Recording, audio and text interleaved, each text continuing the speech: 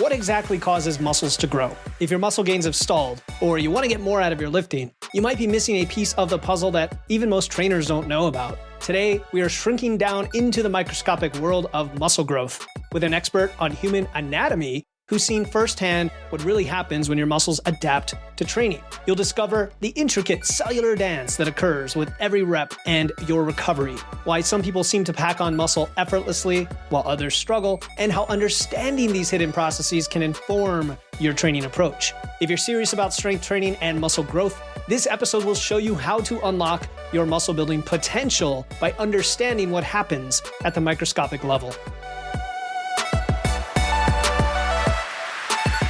Welcome to Wits and Weights, the podcast that blends evidence and engineering to help you build smart, efficient systems to achieve your dream physique.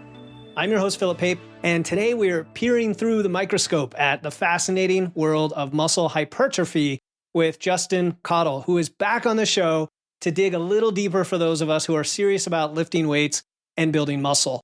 Justin is a former lab director at the Institute of Human Anatomy. He's a pioneer in using real human cadavers to educate the public about the human body. Very unique angle, especially when we talk about lifting and hypertrophy. He's also the creator behind the Dissection Room, a YouTube channel and Substack newsletter devoted to dissecting life, creativity, and what it means to be human.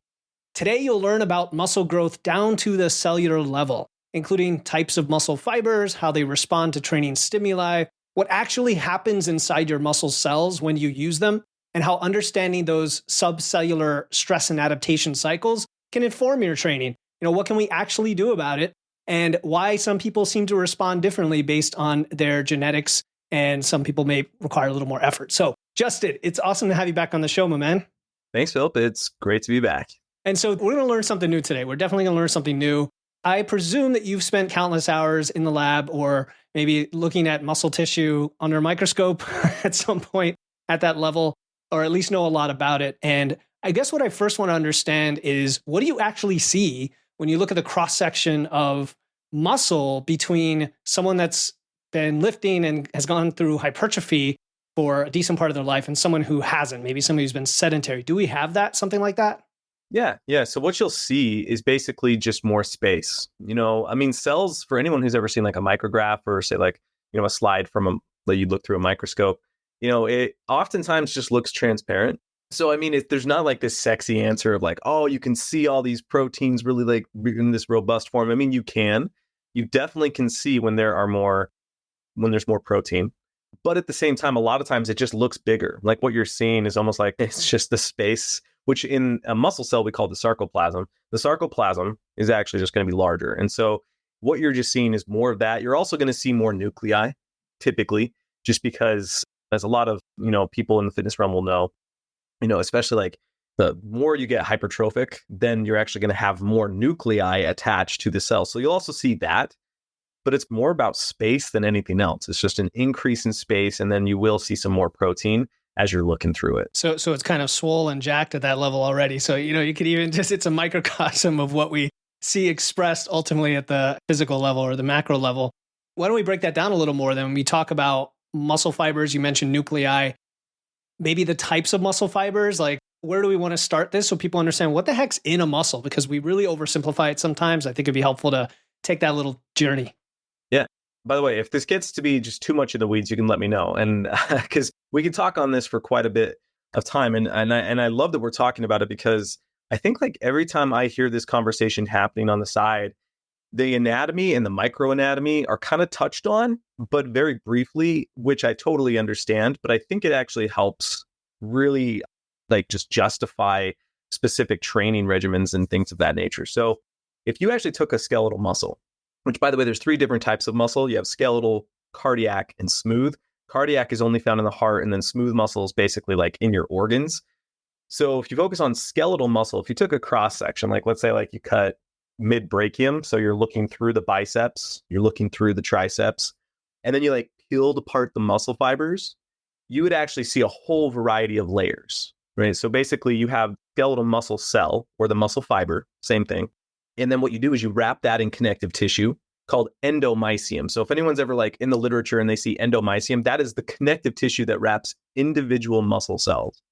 And then what you do is you put those into like a honeycomb structure that we call a fasciculus. And that honeycomb structure is just a bundle of muscle fibers. And then that's wrapped in connective tissue. And then you bundle those together. So it's like you have all of these honeycomb structures all bundled together, and you wrap that in another layer of connective tissue called epimysium, and you now have a muscle. So a muscle is actually bundles of muscle fibers. And then you even wrap groups of muscles together with fascia. So people have probably heard of fascia before. But that's just like the macro anatomy. That's what you'd see if you just cut your own arm or you were in the cadaver lab and you were looking at it. You could then go inside the muscle cell itself. And this is where I think a lot of people, it starts to get interesting, really exciting. Although I will say the connective tissues do come into play in terms of, say, like stress and damage to the cell. So when you're working out, you can damage those connective tissues, which is part of just the whole repair process and it just getting stronger. But if you went into the muscle cell, that's where you're going to start seeing what are called organelles. So people have probably heard of organs. Organelles are tiny little structures that we all probably learned about in 8th grade biology. So like mitochondria, lysosomes, peroxisomes, but skeletal muscles have a very unique organelle called a myofibril. The myofibril is this really long tube, essentially, of protein. And that protein is what we all know and love in terms of like what we want, right? Like the more protein, obviously, the stronger it's going to be. And what you do is you organize in these little contractile units called sarcomeres. So sarcomeres are basically like these membranes and protein-bound areas that have a bunch of protein and they all just attach to one another and then they contract and get shorter. And so this is where people might be familiar with like myosin, actin. These are the contractile proteins. So if you looked inside of the sarcomere, this is all microscopic, so you can't see this with the naked eye. You have myosin attaching to actin, and when it does that, it pushes on actin, and that's what causes the contraction to occur. But you also have to understand that surrounding all of the myofibrils, all of the protein, that's where you get glycogen, right? That's where you have all these different enzymes. That's where you put water. It's where you have mitochondria. And this is where you start to see the subtle differences in muscle fiber type. So if you've ever heard of like slow twitch versus fast twitch, right? Like basically the difference there is basically how much mitochondria does the cell have? How big are those mitochondria? If you have a lot of them and they're pretty big, you're looking at a slow twitch or a type 1 fiber. If you don't have a lot of mitochondria, but the cell diameter, by the way, is bigger in a type 2A, or also you'll hear about type 2X. Those are just fast twitch fibers. So basically, it's like what you're really looking for to determine is this cell a slow or versus fast twitch is mostly mitochondria and then the diameter of the cell.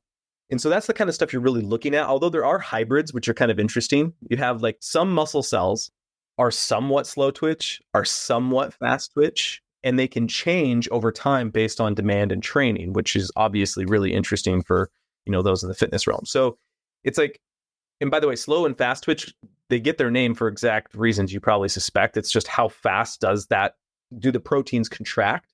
And there's a whole variety of factors that go into that.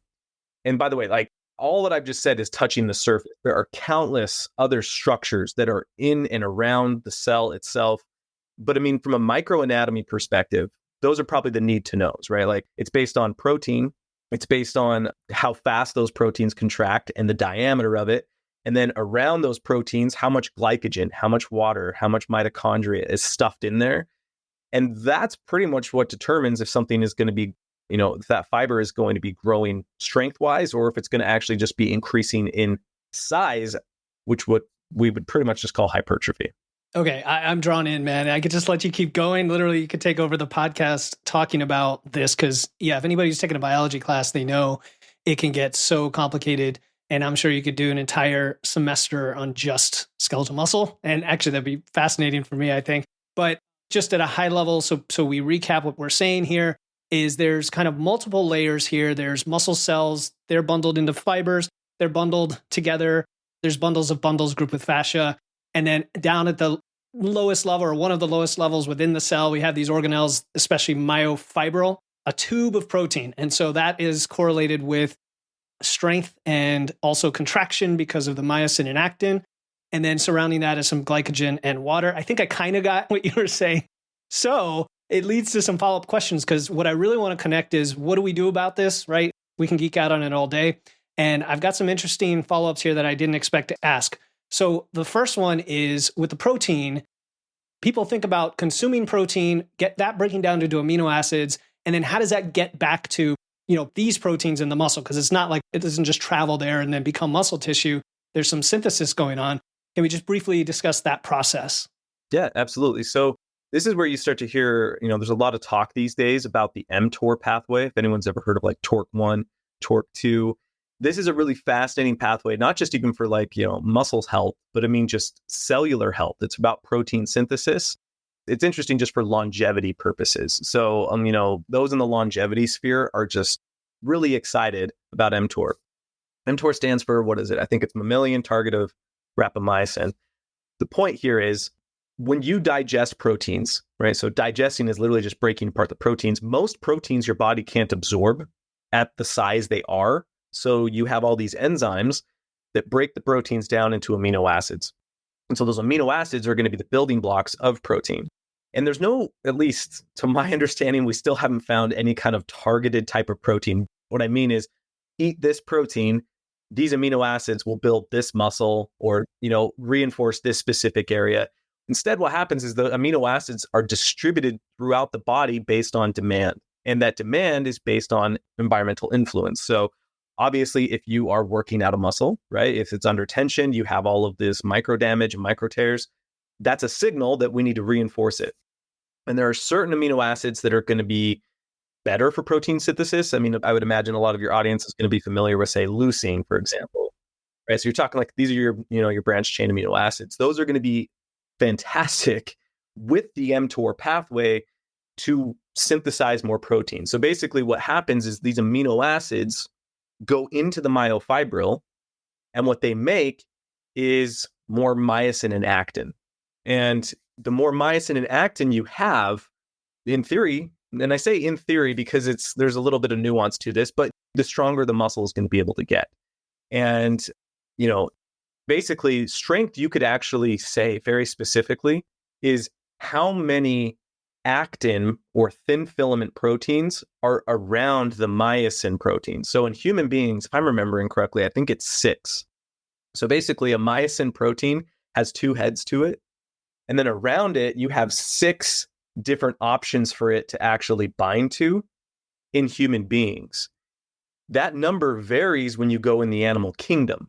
And some creatures, including insects, if I remember correctly, have a wide variety or larger number of actin and thin filament, which means there's more options for the myosin to attach to, and it actually equates to more strength. That's why insects are just dramatically stronger for their body weight than you are, right? You can't lift. Yeah, allometric scaling. Yeah, we talk about right. That. Sure. So the point though is that's what the amino acids do. So the amino acids are basically, you can't make more skeletal muscle cell, right? You're essentially born, there's always debate, but generally speaking, you're born with as much skeletal muscle as you're ever going to have. What's changing is going to be the amount of nuclei on those cells and the protein inside of it. And that's what the amino acids go to, and those branch chain amino acids and everything. It just protein synthesis reinforces and builds myosin, actin, other proteins in there like titin, nebulin.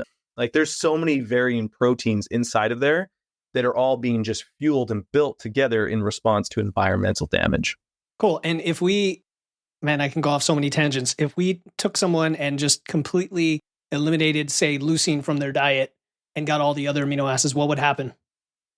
That's a really good question. I'm not even sure I have a great answer for you. I would say, the thing is, the human body is extraordinarily adaptable. So, you have to just think about it in this really broad perspective that basically, and we might have even talked about this on our last episode, I forget, that I like to think of humans as being more opportunivores in the sense that we eat whatever we can. And your body is ridiculously good at extracting nutrients from things that don't seem very nutritious. And so I wouldn't be surprised, and I don't know off the top of my head, I'll be completely honest with you, if we have ways of converting for leucine or other pathways that can adapt. I'm pretty sure that's the case. But at the same time, it's not a good thing, right? Leucine is important and you want that. I know, especially for your audience, we're talking about optimization. And so that's where leucine is going to be very important. But I don't want to make it seem as though you're going to fall apart without it. Yeah. I love these thought experiments because when you go, people usually ask the other way, like, well, I'm trying to get more leucine because I know how important that is.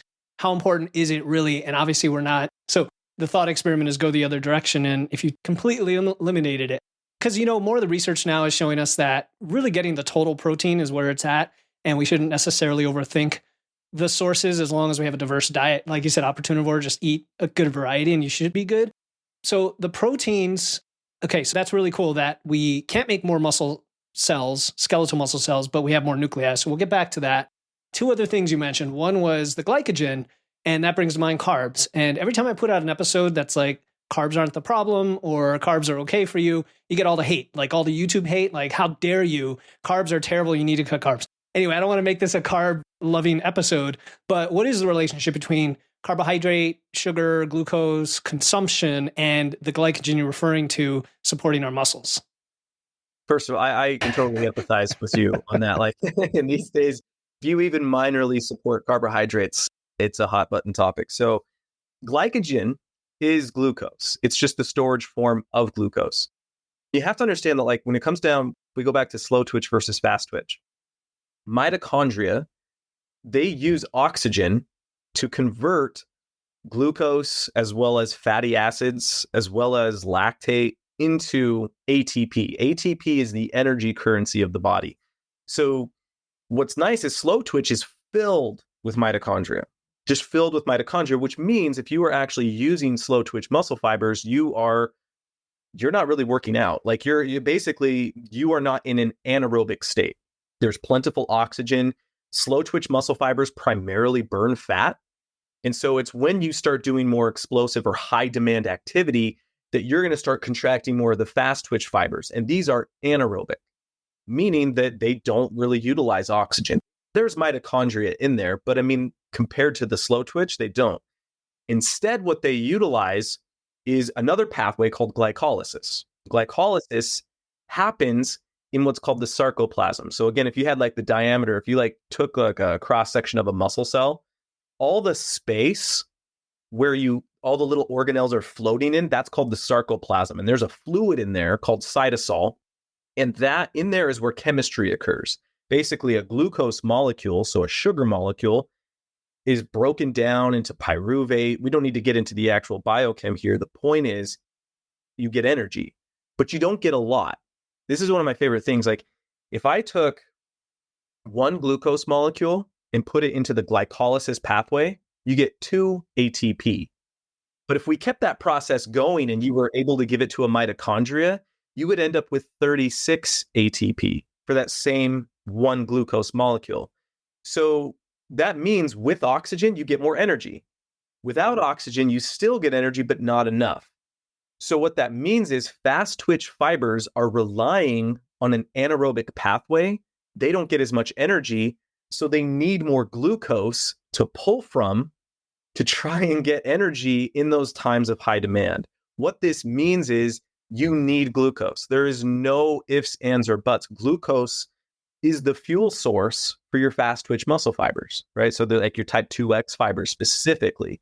Those fibers need the glycogen, and they just have all these storages of it that they can pull from, and then they can metabolize, they can get the energy, the ATP they need for that muscle contraction. It's so important. If you did not get glucose in your body, your liver would do what's called gluconeogenesis. And gluconeogenesis is where your liver is like, I'm going to start destroying other parts of your body. Yeah, exactly. To get the glucose. So the idea that we don't need glucose or we can operate without it, I think that's a modern convenience thing, right? It's something that this is where nutrition gets fun. It gets interesting and exciting. We're talking more about a biohacking perspective. But very explicitly, your body needs carbs. Carbs are essential. It's what red blood cells operate off of. It's what fast twitch muscle fibers operate. Glucose is what your brain runs off of. So you need glucose, and glycogen is just how you store it. Yeah, I think it's fascinating. You'll still get people who are sticking to your body can convert or can use fat as its primary storage mechanism. But then when you look at studies comparing two groups of bodybuilders in a surplus, the one that has higher carbs tend to build a lot more muscle. And there seems to be a reason for that. So I think that's important. I love the way you put that, really the whole conversion mechanism and the pathways too. We recently did an episode about the 3 pathways, the ATP-CP and then glycolytic and then the other one, the aerobic pathway, but whatever the name is. And they kind of all work together. So if you're lifting heavy or even if you're doing intense exercise or HIIT type cardio, it all kind of draws on that and why we need glucose. Okay. So the other thing you mentioned just very briefly early was the 3 types of muscle. And you mentioned skeletal, cardiac, and smooth. And the smooth is associated with organs. I want to touch on that quickly because recently Macrofactor put out a review of lots of the BMR literature. And they found that athletes at rest have a higher BMR than non-athletes, accounting for body composition. And they suspect it's due to higher organ size.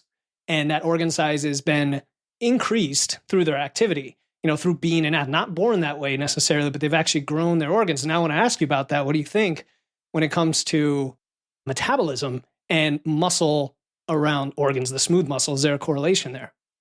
That is really fascinating. And now I want to dive into that myself. I hadn't heard that. And I mean, just like my instant reaction is it's not all that surprising. That makes sense, but it's really, really interesting because I mean, smooth muscle is fundamentally different than skeletal muscle though. And I think like this is something that's worth diving into real quickly. Like both cardiac muscle and skeletal muscle are what we call striated. Striated means like if you actually looked at you can see the proteins and they look striped. That's what striated means. Cardiac muscle, it does it differently than skeletal muscle, but they're both striped. Smooth muscle isn't.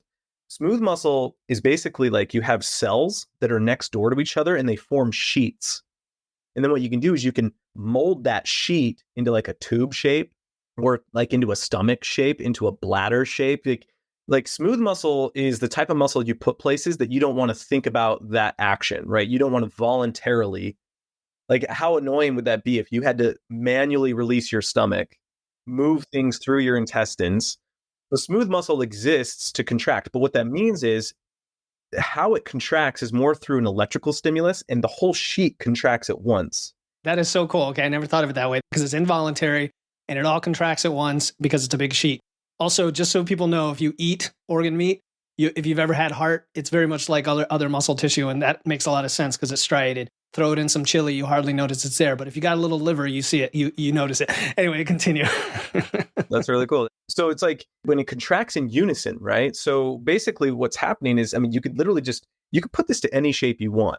But what that means is it's going to just contract at once. Well, at the same time, though, their function are going to increase with other metabolic increases, right? So if you're putting on more muscle mass, then globally, there's going to be more demand for, like, even just generally speaking, you're going to have more waste products from muscle cells that need to be cleaned out by the kidneys. So therefore, that would make a lot of sense that the kidneys are going to have to respond in size or at least in function and upregulate to adjust for that. And that should happen across every single organ. That's what I'd be interested to see, right? I don't want to make it seem like it's a one-in-one correlation, right? Like you put on this many pounds of muscle mass and then your kidneys, your liver, they grow. That's, some similar amount. But it makes complete sense to me that smooth muscle would need to respond because the smooth muscle is going to need to work harder based on the just overall global increase in metabolic processes. Yeah, it's fascinating. It's another reason people can kind of latch on to for all of these, what seem to be mysterious reasons that a more active lifestyle also allows you to eat more and burn more calories, which, is a struggle for people who, like, food is a part of our everyday life and nutrition and just the amount you eat is part of the whole process. Yeah, I recently learned that. And, organs make up like 5% of our mass, but they consume half our BMR. So if you could even move them a little bit, it's going to make a difference. So cool, man. Yeah, maybe that's a future topic for one of your YouTube or one of your articles. Yeah. So, okay, where do we want to take this next? How about contractions, concentric versus eccentric contractions? We talk about different types of training for muscle growth, and people are always trying to find the next best thing. Lengthened partials, eccentric only, right? Overloaded, like let's just overload the down position on a bench press. What are your thoughts on all of that regarding what you know about how muscle fibers work? Are we overthinking it? Is that like not necessary, or is there some value there? My gut, it's not even necessarily gut, but I mean, like, there's definitely research to back this. But I think it's more so an overreaction. I think there's some kind of psychological thing that we all think and hope and expect that there is this secret sauce somewhere. We just got to find that one little thing. And the thing is, a lot of times that's true. There's so much truth to that. But if you look through, and I know you're going to very well understand this, right? If you look through the history of this aspect of trying to find the most optimal way, the most optimal type of contraction, whether it's eccentric, concentric, so on and so forth, it's going back and forth, right? Whenever we think we have something, then we don't. And then we have something we don't. To me, it's like, we can very clearly say, okay, eccentric is going to, that's going to shred muscle tissue. Absolutely. However, does that make it more conducive to hypertrophy? Not really. At least not that I've seen. There's been times we thought that was true, right? People will know time under tension was just so, that was TUT. That was an acronym. Everybody knew it. Yeah. And then now it's kind of like, well, I don't know about that actually. And that's where it's like, to me, from my understanding of the body, it's like, it's not about, as much as I wish there was some optimal type of contraction, it's more so about just diversity. That's always what it seemed to me, right? It's not that you're only doing eccentric or mostly doing eccentric. It's okay. You're doing full range of motion, right? You're doing concentric, you're doing eccentric, you're doing isometric. You're looking for diversity with this. You're getting creative with it, right? Like if you're stuck in the pattern, if you're just sitting there doing the same routine over and over, obviously your muscles are going to adapt. And so you need to break that routine. To me, it's all about diversity. And so when you add that diversity with individuality, right, as any coach will tell you, then it's like, okay, well, then I also have to take it person by person.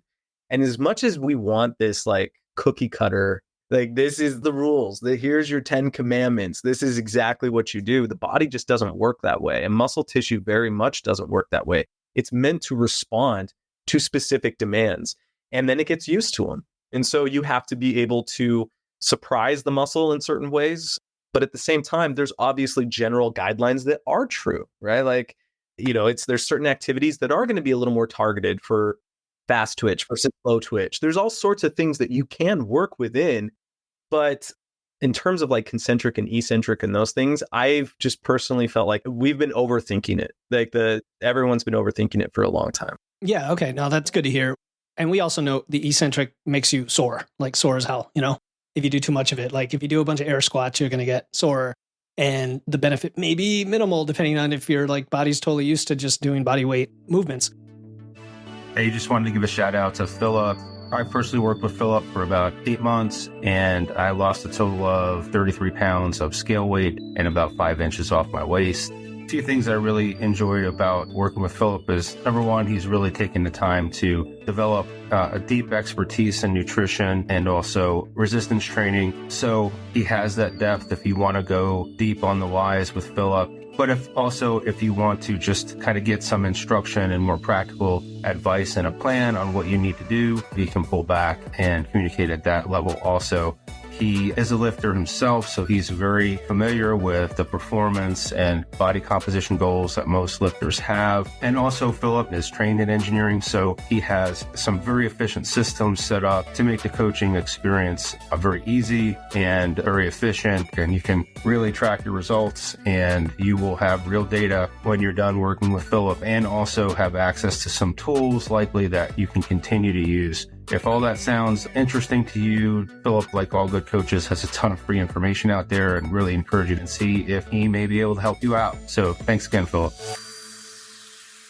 I want to challenge maybe or hit on something you said about muscle surprise, and I know other terms have been used like confusion and shock and everything. And I want to separate the bro stuff from the reality, because you talked about not getting stale, not hitting that plateau. And the first thing that comes to mind to me is how people, in my opinion, too often change things up, don't make enough progress. And for example, if you do a bench press and the next time you add 5 pounds, that's also different. Like that also causes adaptation, even though it's the same movement. So where's the separation on, let's be consistent for a while with our training and actually do the same movements and progress on them, versus we need to change and our bench press is stalling, so let's move to a pause or a closed grip or tricep work. You know what I mean? Yeah, absolutely. Yeah, you hit the nail on the head, right? Like the bro science with this can really take over if we're not careful. And so for most people, most of the time, stick with your routine, stick with what's working, because it's going to continue to work. And you'd be surprised at how long often it's going to continue to work. And it's like, a lot of times we talk about at the extreme levels or the opposite ends, the extreme ends. We're talking about the elite of the elite. That's when you start seeing these pretty interesting plateaus, and it takes a lot of cognitive effort and time and experimentation to figure out how do we break that plateau. That's not most people. At the same time, though, there's genetic factors, there's individual factors, there's dietary factors, there's all sorts of things that can just kind of come out of left field and all of a sudden can stall out a little bit here or there. And what I mean by surprising the muscle, it's like I'm more talking neurologically, where it's like, if you think about it, like you're just getting this repetitive action potential being sent to the sarcolemma. So the sarcolemma is the outside of the skeletal muscle cell. And then you have a neuron that's right on the other side of it. So that location where the neuron is communicating with the sarcolemma is called the neuromuscular junction. That's where acetylcholine is, transverses the cleft. And then what I mean here is like, when we're talking about like just how a signal is sent, sometimes a quick little jolt, a little bit of a change can actually alter this enough to where you can start playing with motor units in subtle ways that can almost, I don't want to say trick, that's not the right word, but it can influence your central nervous system to start maybe trying new things, maybe sending more motor units or more prolonged action potentials. So it's more of like you are just neurologically being diverse as opposed to like changing your routine from the ground up, right? It's being willing to play with it. And oftentimes you said it, add 5 pounds, right? Like, it's like maybe you're just adding a little bit, still doing the same routine. It's those incremental progress can be enough too, can also definitely do it. So it's not like you need to change everything and just like, basically go out in the woods and just like chop wood and do all this kind of stuff. Yeah. No, I love the phrase neurological surprise. I'm going to steal that in the future and give you credit for it because that's a really good way to put it. It reminds me of a form of training that I've done in the past and I'm probably going to do again, influenced by Westside Barbell, Louis Simmons back in the 80s. These were powerlifters, but my coach has a programming style based on that. And on 2 days of the week, max effort days, you actually test a 1RM, the day's 1RM, not your max PR, but what is the 1RM at that moment? Even if you're in a fat loss phase and you don't have as much energy and you've lost weight, what is your 1RM in that moment?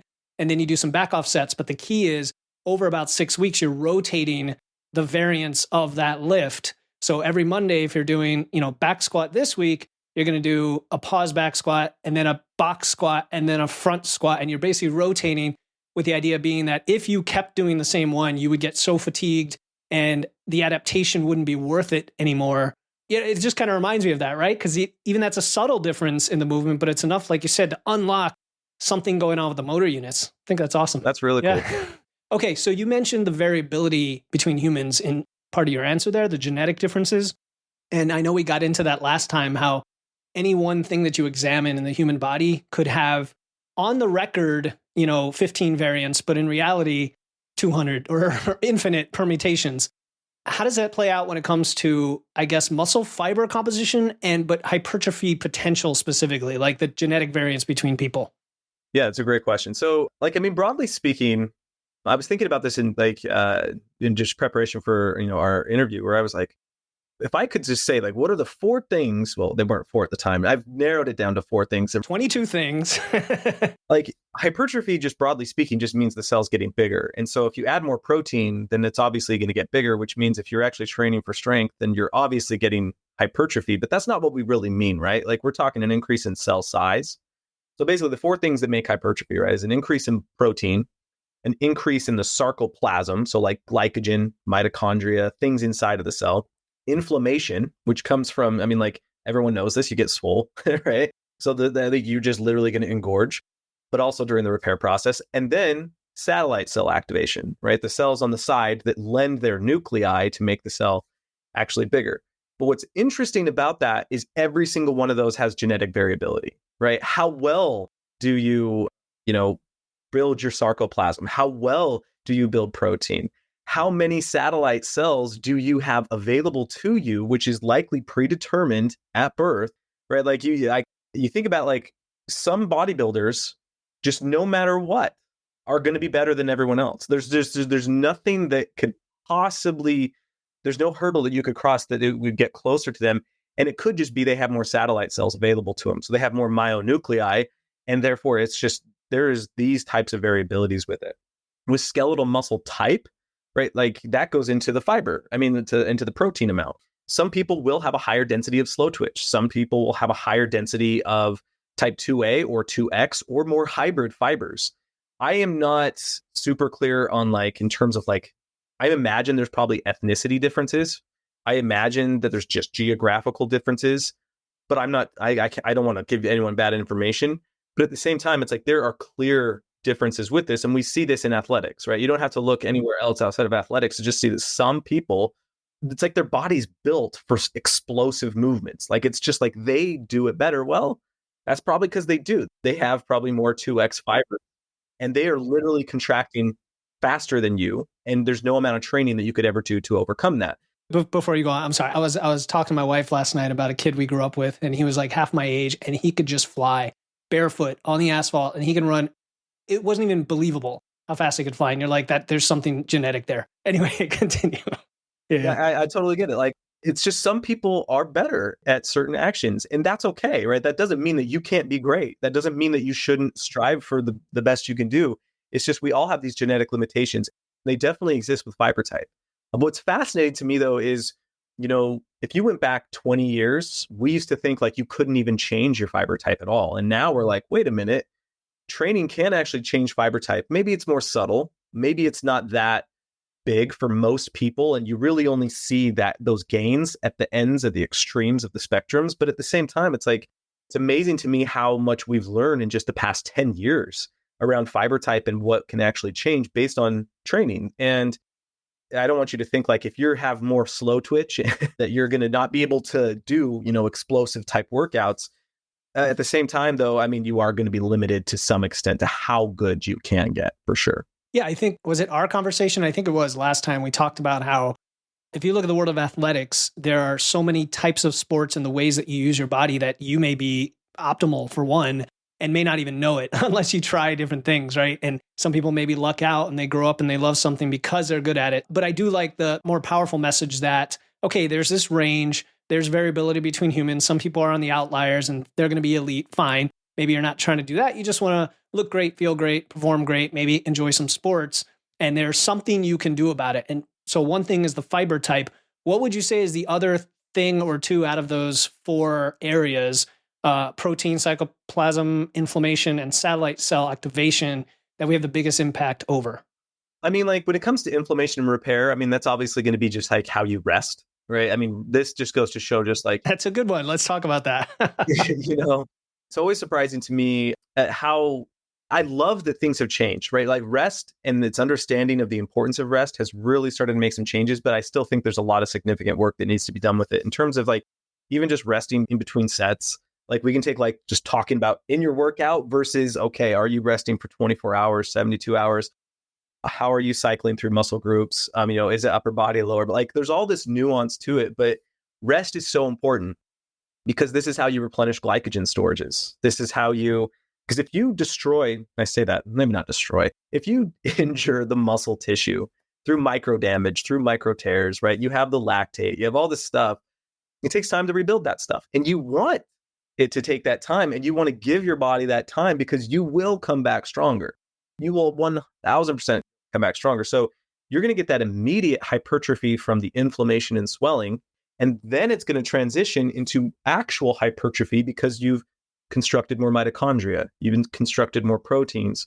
You've given your body the time to actually adapt to the situation that you put it in, right? Like if you're changing your routine or if you're just adding more weight or whatever kind of change you're making, you got to give yourself time to recover. And that can sometimes be 72 hours or more, right? The importance of rest, it really just comes down to, you know, you got to give your body the time to do what you want it to do and what you are, you know, you really are doing when you're working out.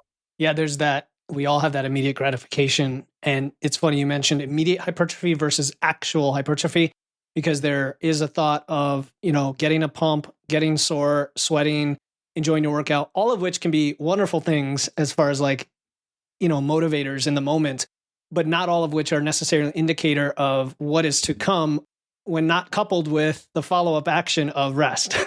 And you pointed out the different types of rest, which is great because I was thinking, okay, we're going to talk about, you know, sleeping and resting between sessions, but let's, you know, start small and work our way up the pyramid.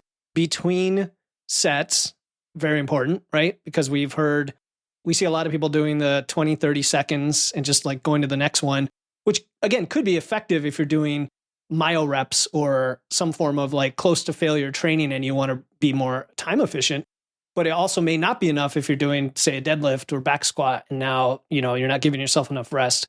Then we have between our sessions in general, and then between muscle groups being stimulated across those sessions, right? It's kind of like an overlap when we do a 4-day split or something. You might work out 3 or 4 days in a row, but they're different muscle groups. And then finally recovering your glycogen storage due to all the tearing and whatnot. And that's where nutrition and, again, carbs and everything can come into play as well as not training fasted, in my opinion. So all of that said, are there like a couple like big tips, I'll call them low-hanging fruit for folks that you've seen they don't do enough of that, hey, do this and it kind of could be a game changer on your road to recovering better? The only one that really truly comes to mind is something I'm so glad, I think we even might have talked about it a bit last time, I think. And if we didn't, we should have, is sleep. And you just mentioned it right now. I'm still surprised at how many people aren't really prioritizing sleep. How many people say they are, but they're really not. And sleep is just one of the most important things you could possibly do. And I swear every single month, it's becoming more and more important, or at least more and more in the public eye. People are just talking about it more and more. And it makes me so happy. It's finding that time to really take care of your sleep is such an important one. But at the same time, just a more lower scale, I would say just taking time and resting between sets is probably one of the easiest ones. I understand that you could get bored. I'm not saying you have to rest. I forget what it is. It's something like you can go as high as like 4 or 5 minutes. Like that's like a real solid recommendation, but I totally understand where you're just like jittery. You're just like, I want a lot of time. Yeah. Right. But at the same time, taking the time to rest, not being afraid of resting, it's really only going to add maybe 10 minutes to your workout. It's not going to be that big of a deal, but little things like that really go a long way. But that's what comes to mind immediately is just be sleep. Both of those. Obviously, sleep. I feel like sleep is one of those unsexy topics. Every time we bring it up, if I make an episode about it, I'm like, how do I even title this thing? Because people are like going to skip or delete. I just feel that from people when we talk about sleep. And maybe there's a way to make it more interesting and tie it to the result. Maybe you have ideas on that. But the resting between sets, you mentioned, 4 or 5 minutes. I think that's a great recommendation when you're getting started and you're trying to progress and lift heavy, and just kind of give yourself the best shot to get all the reps. Because one of the things I hear from newer lifters is, I just missed my reps. What do I do? And I'm like, well, don't miss the reps. And the way you don't miss the reps in the first place is probably taking longer rest periods. I'm guessing that's like the thing you're not doing, other than, okay, you're not sleeping, you're not eating, you're, all the other recovery aspects. So yeah, that's a good one. Jess, I did want to ask you about, you mentioned the genetic differences. Something you mentioned there made me think of that bull, that cow that's like overly muscular. Do you know what I'm talking about? I don't think it's urban legend. It's like a genetic defect that caused this bull to get like massively muscular. Do you know what I'm talking about or no? I don't. No. Okay. You're welcome to like tell me about it. I don't have the details on it. It just came to mind. I remember seeing it and it was like, just imagine Ronnie Coleman times 3 as a bull. Okay. That's so the most terrifying bull ever is what you're unsettling. Like it revolts you to look at it because it's so unnatural. But of course, I'm sure people look at that saying like, how do I get the pill to do that? Like for me as a human, anyway. Yeah. I will say, I don't know.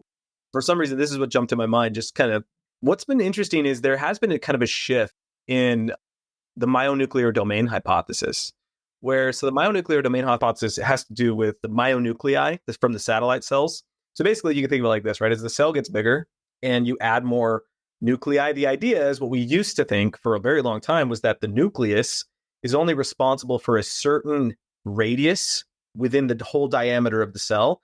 And so you actually have a ceiling for how big that muscle can get, because there's only so many satellite cells that you can have, and they can only control so much of an area. What's been interesting in the past few years is that we're starting to kind of like think that's not true. And what it really seems like is the nuclei can be responsible for a whole lot bigger of an area than we thought. And it may even be boundless in some situations, which actually could suggest that hypertrophy doesn't have a ceiling. We obviously have a long ways to go to figure out how to get even bigger. I mean, if you're thinking maybe, or the reason I'm thinking this, maybe we really could have Ronnie Coleman times 3, just in human form. Yeah. Which would be ridiculous. There's a lot of work that needs to go there. I'm not saying it's ready, but it's interesting to think that like maybe this ceiling that we thought was there is not actually there. And we just got to figure out how to keep on pushing. Okay. Myonuclear domain hypothesis, that is the hypothesis, or it's a counter to that? So that's the original hypothesis, is really just saying generally that a nucleus is in charge of a radius.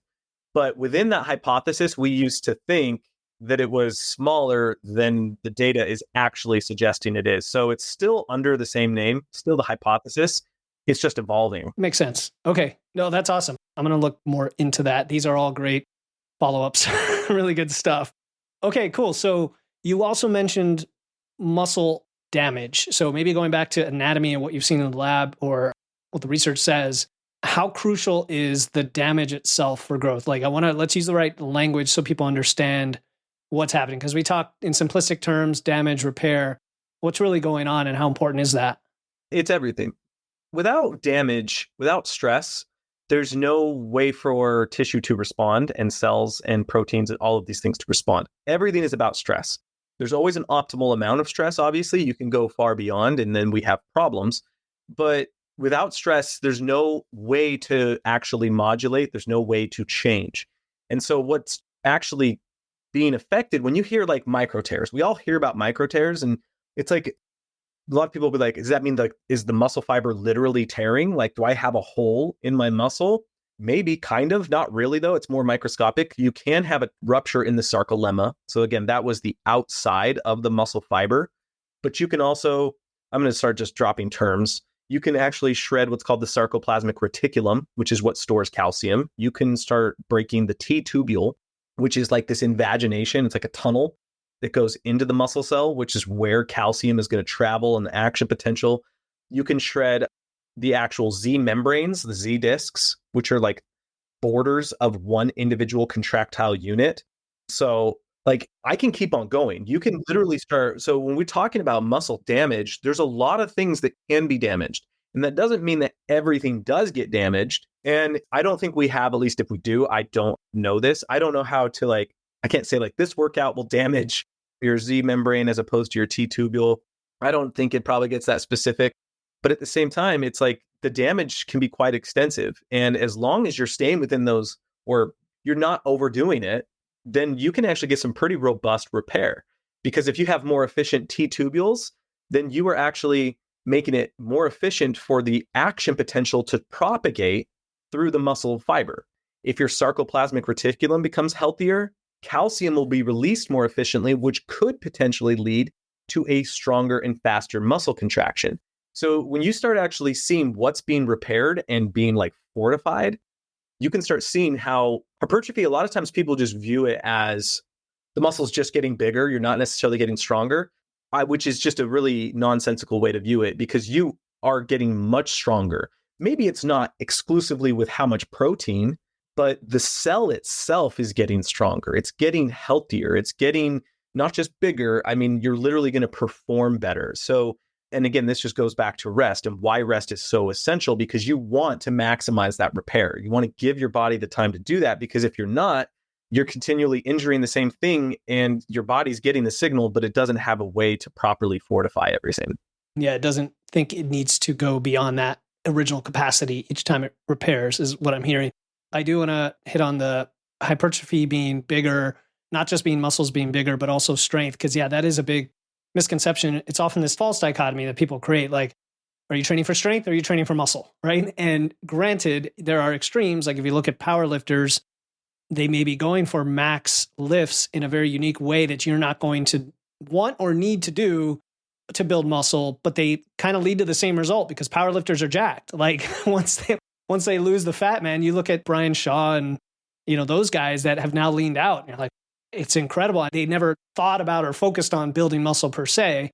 And we also know that power lifters now train in a more well-rounded way, not just doing the big lifts. In fact, that's probably 20% of their training. The rest of it is accessory work and support work. So are they effectively equivalent? Or if the average lifestyle lifter is listening to this podcast, watching this show, and they're like, Justin, what's the best way to train if I just want to look good? Maybe I want to have a six pack, but I mean, and we know nutrition's part of it. I just want to look good, be fit, general performance, right? Like, where would you send them? Easy question, right? Yeah. I will say, like, I'm not a coach or anything, it's like, for me, it's like my understanding of this is more based in the science and just like, for my own working out. But what I would say is, unless you are on those opposite ends of the spectrum, right? If you're really just going for elite type status, I don't think it matters all that much as it just means finding something that works for you. Because again, I guarantee if you are training for hypertrophy, you're going to get a lot stronger too, right? Like, whatever differences are going to be there, you're probably not going to be seeing it in any short-term aspect. And so it almost doesn't matter as much as just like, are you seeing results? And that to me, I would say, is what you really want to be heading towards. It's more focusing on your nutrition. It's focusing on consistency. It's focusing on all the stuff that we all know we need to do that sometimes we skimp here and there. It's saying, no, like, I'm going to take this seriously. I'm going to just check all my boxes. And then I'm going to start seeing progress with that. That's, to me, the most important thing. And that is going to carry you a long way, just doing that alone. And then what's fun is then you can start experimenting. That's when you can start playing with this, and then you can start optimizing. So it's, I don't know. It's, for me, I don't know that I'd send them anywhere outside of just like developing not just the habits, because so many people have the habit of going to the gym, right? Getting your workout. It's just more like, it's everything also around it. It's treating it like an ecosystem. Again, it's the getting the sleep, it's getting all that. It's not drinking alcohol. There's so many things that if you can start working on, you're going to see results. That's what I would say. We're kindred spirits, my man. That's the exact answer I was hoping for, because it is not a binary answer. None of these things are. It's what is going to work for you. And like you said, it's not just doing it. It's doing it, measuring it in some way, seeing that it's working. If it's not working, something has to change. And it may just be one small thing, but don't keep doing what you're doing just because someone says it's the right thing to do if it's not producing results for you. Absolutely love that. That's what we're all about. You also talked about having a system or an ecosystem, having just something that works for you that's part of your routine. I mean, I get up every day and I'm like, if I don't train every day, but I mean, if I weren't training for a week, I would get antsy, like I have to do it. It's what works for me. So find what works. I know we're wrapping up on time here. One last question here is, do you think what we're learning about this at the cellular level, about muscle growth, about the research is going to, like, how is it going to evolve? And specifically, do we think, are there like any revelations that haven't been discovered or we're trying to get to that will inform what we are doing in the gym? Like, is there still a big black box or mystery somewhere that you're hoping we will unlock in the near future? That is a really good question. And yes, there are plenty. I mean, I don't know, it's hard to say maybe black box, but there are still plenty of mysteries. A lot of the mysteries within physiology, just generally speaking, is how things work together. Like, if you, like, we can see a lot of things there. Like, I want you to put yourself into the position of like a research scientist. You can see all the parts. You're just not really sure how they work together. And so the refinement in our understanding of how these parts go together and also the timing in which they do that, there is a lot of room to go with that. And what's really exciting for me, I know this is a term that's like everyone's kind of getting sick of right now, but with AI, a lot of times people think of AI just being this LLM thing like Chat GPT, but there's a lot of really interesting advancements being made in material science, in pharmaceuticals, in the supplement industry, right? Targeted medicine and personalized medicine, to where it's like, what I'm excited about, and I can't give you a time frame on this, like I throw around the number 10 years, I throw around the number 5 years, I really don't know. But I'm excited for like personalized supplementation. I'm excited for kind of like better understanding of what the genetic tests even mean. I'm really excited for how we're going to get better at just delivering these supplements. So not only just giving you what you need, but making sure they are bioavailable to you. To me, I think like we are just starting another revolution, another kind of just huge expansion in this space where we're going to start feeling healthier than we ever have. It almost sounds science fiction. It almost sounds like pie in the sky type stuff. And that's why I'm like constantly amazed that it's not, where it's like, I have to catch myself when I'm looking into this. And I'm like, are you serious? Like, that's actually on the forefront, I mean, imagine just, not even needing to like, take like testosterone or any of these like exogenous hormones. Instead, we're just taking care of the body's natural processes to not only build protein, but to inhibit protein degradation, to break down. Like there's so many things that we can play with, that we are playing with, that are going to start being publicly aware, that I think people are going to be really excited about. So I would say like in the next 10, 15 years, probably, we're going to see some of the coolest advancements, things right now that like we are just used to being science fiction.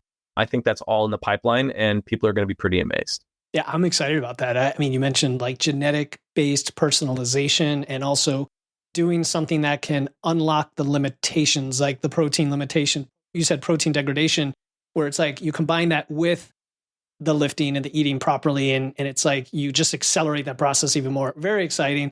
Okay, is there anything you wish I'd asked in this conversation? I know we could probably do another hour on this topic. No, actually, that's the one thing I want to do another hour sometime. So Okay. that's what's fun is it's like these conversations can go so many different directions in so many different ways. I've loved every part of it, but I do want more. Yeah, awesome. And I hope, and I know our listeners have gotten a lot out of this, and hopefully your students as well, and everybody, especially when we can kind of combine these different industries and how it all comes together. Thank you, man. This has been really awesome. I want people to know where to find all of the stuff where you geek out and you talk about what you're excited about. So where can people go, Justin? Yeah, so you can find me the Dissection Room. You can find me YouTube channel. You can find me all over social media. These days, I'm also starting to work at a company called KenHub. They are the world's leading anatomy educator. So if you guys go to kenhub.com, you can also see I'm doing videos for their YouTube channel. I'm all over the place these days. So just find me.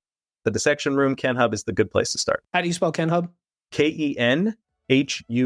Okay, cool. Awesome. Yeah, I'll include those in the show notes as always. And man, this was a pleasure. I learned a bunch of things, and these are probably going to spawn some other episodes on my end too to dive into some of these topics. So I'll hit you up with questions if I have them, which I know I will. And then we'll connect again in the future, Justin. Thank you so much for coming on, my man. Thanks, Bill.